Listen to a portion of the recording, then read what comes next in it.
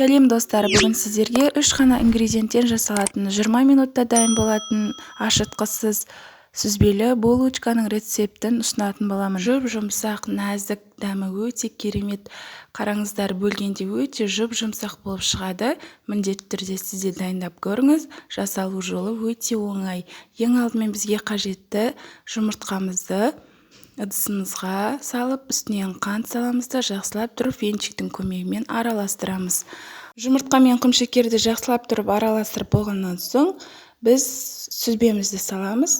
Сүзбеміз біздің массасы осындай тығыздықта болу керек. Рассыпчатый сүзбе қажет емес. Сондықтан осындай сүзбені алып, жақсылап тұрып араластырамыз. Сүзбе қосқаннан соң дәмі өте керемет, әдемі болып шығады. Азғантай ғана шым-шым тұз саламыз. Және ұнды електен өткізіп салатын боламыз. Тұз салған соң араластырып жіберіңіздер. Ұнды електен өткіземіз және үстіне 1 шай қасық қопсытқыш саламыз. Және де осыны електен өткізіп, аз-аз мөлшерде араластырып отырып салатын боламыз. Егер бірден көп салып жүрсеңіздер, қамыр қатты болып қалады. Ол піскенде де қатты болып қалуы мүмкін. Сондықтан жұмсақ булочканы жасау үшін дәл осылай жұмсақ етіп қамыр илеу қажет. Қамырымызды дәл осындай тығыздықта илеп болғаннан соң үстіне 2 шай қасық майымызды құямыз.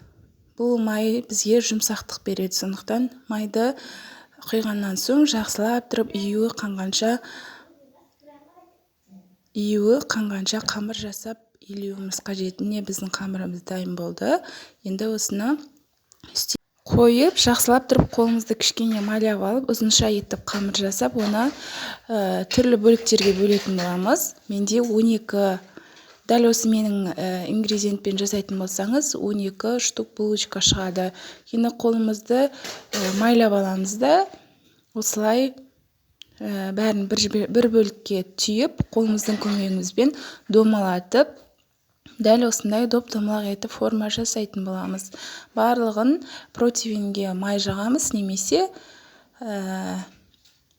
пергамент қағазын салып, үстіне қойсаңыздар да болады. Енді барлығы біздің қамырларымыз дайын болды. Осының үстіне жұмыртқаның сарысын толықтай жағып шығатын боламыз. Дәл осы кезде жұмыртқа жағып жатқан кезде пешімізді 180 градуста алдын ала қыздырып алатын боламыз. Қызып тұрған пеште барлық булочкамызды пісіріп алатын боламыз. Міне біздің булочкаларымыз дайын болды. Тез арада дайын болады және дәмі өте керемет болып шығады. Үстіне әрлеу үшін осындай сахарный пудраны сепсеңіздер болады. Қазір жұмсақтығын көрсететін боламын. Жұп-жұмсақ болып шығады. Міндетті түрде сіздер жасап көріңіз. Менің каналыма тіркеліп, лайк басып, қоңырауша белгісін басуды ұмытпаңыз.